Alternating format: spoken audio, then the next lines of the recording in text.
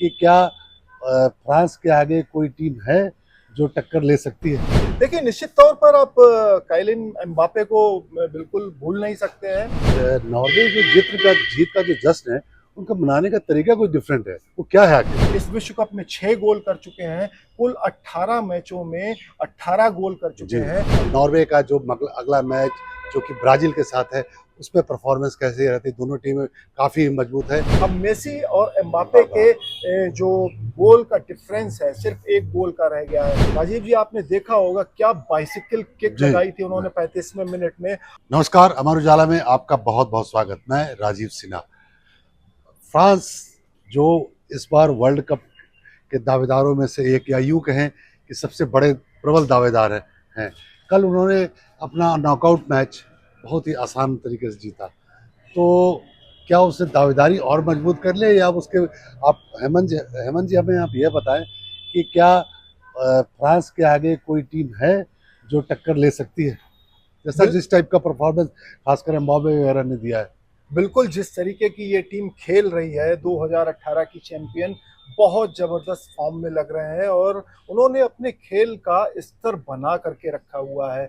अगर आप देखें, जो पिछले 4 मैच हुए हैं, जी, पिछले चारों मैचों में उन्होंने 3 या उससे अधिक गोल किए हैं। बिल्कुल। तो इस विश्व कप में अभी तक ऐसा किसी टीम ने भी नहीं किया है और अपराजित हैं अभी तक इस विश्व कप में पूरी तरीके से।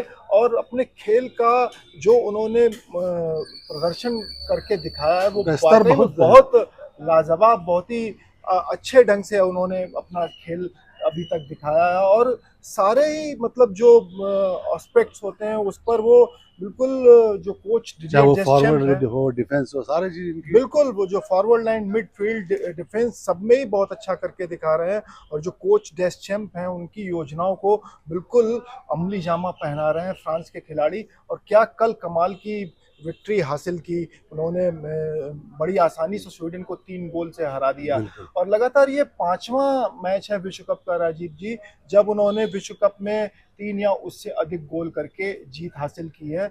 तो ये नॉकआउट मैचेस में लगातार 5 मैचों में किसी भी टीम ने अभी तक 3 या उससे 4 गोल करने की उपलब्धि हासिल नहीं की है। आपको ध्यान होगा, जो पिछली बार 2022 का विश्व कप का फाइनल था, तब भी अर्जेंटीना के साथ जी, उनका मुकाबला 3-3 से बराबरी पर रहा था और पेनल्टी शूटआउट पेनल्टी में उन्हें शॉट में। अर्जेंटीना से हार मिली थी। तो इन 4 मुकाबलों को और उस मैच को मिला लें तो 5 मुकाबले ऐसे हो चुके हैं जब फ्रांस ने 3 या उससे अधिक गोल करके जीत हासिल की है। इसमें किन प्लेयर की भूमिका बहुत अहम है फ्रांस में? देखिए, निश्चित तौर पर आप काइलिन एम्बापे को बिल्कुल भूल नहीं सकते हैं। क्या कमाल की फॉर्म उन्होंने दिखाई है।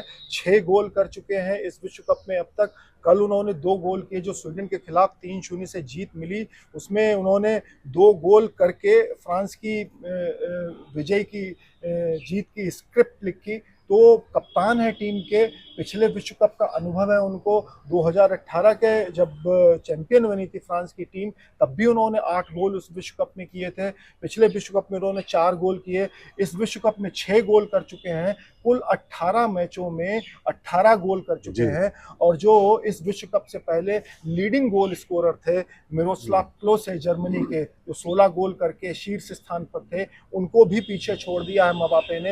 हालांकि मेसी उससे पहले उनको पीछे छोड़ते आए हैं। अब मेसी और एम्बापे के जो गोल का डिफरेंस है, सिर्फ 1 गोल का रह गया है। मेसी 19 गोल कर चुके हैं विश्व कप में अब तक, एम्बापे 18 गोल कर चुके हैं। तो ये होड़ बड़ी अच्छी होड़ चलती दिखाई दे रही है। हालांकि कल जब मैच समाप्त हुआ, तब एम्बापे ने कहा कि मैं गोल पे ध्यान नहीं दे रहा हूँ, लियोनेल मेसी के साथ मेरी गोल की जो होड़ चली उस पर ध्यान नहीं दे रहा हूँ। मेरा ध्यान सिर्फ ये है कि मेरी टीम किस तरीके से विश्व कप ट्रॉफी को उठाए। तो वो बिल्कुल फोकस्ड है और बोल भी रहे थे कि वो एक समय पर एक मैच को ले रहे हैं। और वाकई में फ्रांस की टीम ऐसा करके दिखा रही है, बहुत प्लान्ड वे में। बहुत प्लान वे में। अगर आपने कल उनका फ्रांस का खेल देखा होगा जी, तो जी। बहुत ही लाजवाब प्रदर्शन किया, खासतौर पर माइकल ओलिस, उनको आप बिल्कुल भी नकार नहीं सकते हैं। राजीव जी, आपने देखा होगा क्या बाइसिकल किक जी, लगाई थी उन्होंने 35वें मिनट में।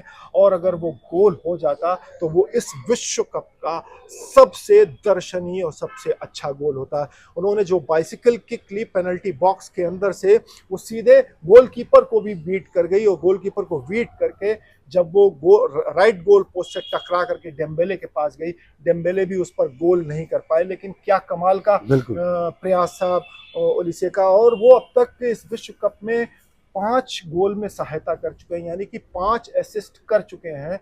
अभी तक इतने जो 1994 में जर्मनी जी के हेसलर ने एक विश्व कप में 5 असिस्ट किए थे, उसके बाद से ये पहला मौका है जब ओलिसे ने 5 असिस्ट करके कारनामा करके दिखाया। हेमंत जी, अब हम बात दूसरे मैच की करते हैं, नॉर्वे वाली मैच की।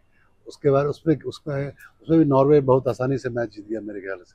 नहीं, बिल्कुल आसानी से नहीं जीता। अच्छा। आइवरी कोस्ट ने बहुत अच्छी टक्कर दी। देखिए, ये आइवरी कोस्ट की टीम बाहर जरूर हो गई है, जी 2-1 से इस मुकाबले को हार गई है, लेकिन ये टीम में जबरदस्त प्रतिभा है और इनका इतिहास भी ऐसा ही रहा है कि ये बहुत बड़े बड़े खिलाड़ियों को लेकर के आते रहे। लेकिन अगर इस टीम पर अगर ध्यान दिया जाए, ये अफ्रीकन चैंपियन भी रह चुके हैं एक बार, इस टीम पर अगर बहुत अच्छी तरीके से ध्यान दिया जाए तो ये टीम कुछ भी करिश्मा करके दिखा सकती है। आपने उनका खेल देखा, आप उनका इंडिविजुअल ब्रिलियंस देखिए, वो किस तरीके से ड्रिबलिंग करते हैं, किस तरीके से उनकी गेंद को पकड़ने के बाद तेजी रहती है, अलग ही जी, गेम में लेवल तेजी तो दर्शाता है। लेकिन एक जो कंसिस्टेंसी मुझे लगी। कंसिस्टेंसी की बात बिल्कुल ठीक है, कंसिस्टेंसी की भी बात है। दूसरा, आज तो काफी उनके तेजी अंदर प्रतिभा बहुत। बहुत बहुत बहुत प्रतिभा है। और 1-0 से लगातार पिछड़ रहे थे वो इस मैच में, और उन्होंने जब बराबरी हासिल की तो मुझे लगा कि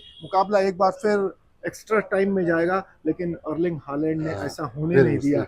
और अर्लिंग हालैंड ने जब 86 मिनट में गोल किया और नॉर्वे की जीत पक्की कर दी और अंतिम 16 में टीम को स्थान दिला। अब ब्राजील के साथ नॉर्वे की टीम अंतिम 16 में है। अरे ये तो हेमंत जी, मुझे ये बताइए, जो नॉर्वे जो जीत का जो जश्न है, उनका मनाने का तरीका कुछ डिफरेंट है, वो क्या है आखिर? बिल्कुल इनकी लोग जीत जानना का चाहते हैं। बिल्कुल जी, उनकी जीत का जश्न तो बिल्कुल पूरी दुनिया हाँ। में छा गया है। वाइकिंग रो जी उसको नाम दिया गया है। इसके पीछे भी बड़ा दिलचस्प वाकया है कि स्विट्जरलैंड के खिलाफ इस वर्ष एक दोस्ताना मैच था नॉर्वे का, तो एक नॉर्वे के प्रशंसक थे, उन्होंने इस वाइकिंग रो के जश्न को जन्म दिया। वहां पे उन्होंने, जैसे एक नाव रोइंग करते हैं, जैसे नाव का जब चप्पू चलाते हैं इस तरीके से करके, उस तरीके से उन्होंने इस तरीके से जी चप्पू जी चला करके उस पर ड्रम की बीट्स बजती हैं, और उस जश्न ने ऐसा समा बांधा कि पूरे नॉर्वे ने उसको अपना लिया। अब इस विश्व कप के कल के ही मैच में आपने देखा होगा, जी। वो ट्रेडिशन। तो वाकई में वाइकिंग रो अपना समा बांध चुका है। अब देखने वाला है कि नॉर्वे का जो अगला मैच जो कि ब्राजील के साथ है, उसमें परफॉर्मेंस कैसी रहती है। दोनों टीमें काफ़ी मजबूत है और ये देखने वाली बात होगी कौन इसमें जीत हासिल करता है। लेकिन दूसरी तरफ फ्रांस, जो कि अभी मैं पढ़ रहा था कि उनके ओपिनियन पोल में आया हूँ कि 30% लोग उनके जीतने की संभावना जता रहे हैं, जबकि अर्जेंटीना दूसरे नंबर पे है और उसका 16% ही दिखा रहा है। तो काफ़ी अंतर है दोनों के। लोगों ने प्रिडिक्ट भी ये सोच लिया है कि फ्रांस जीत रहे हैं। बिल्कुल, फ्रांस का जैसा मैंने बताया आपको कि फ्रांस की टीम इस वक्त बहुत ही अच्छा खेल रही है और उनकी टीम में कई स्टार खिलाड़ी हैं और वो उस प्रदर्शन को अपने छाप छोड़ रहे हैं। तो वाकई में फ्रांस इस वक्त विश्व कप की सबसे मजबूत दावेदार मुझे नजर आती है। जी, अब देखने वाली बात होगी कि नॉकआउट राउंड में और कौन कौन से टीम आती है। आज इंग्लैंड का भी मैच है जो कि काफ़ी महत्वपूर्ण मैच है।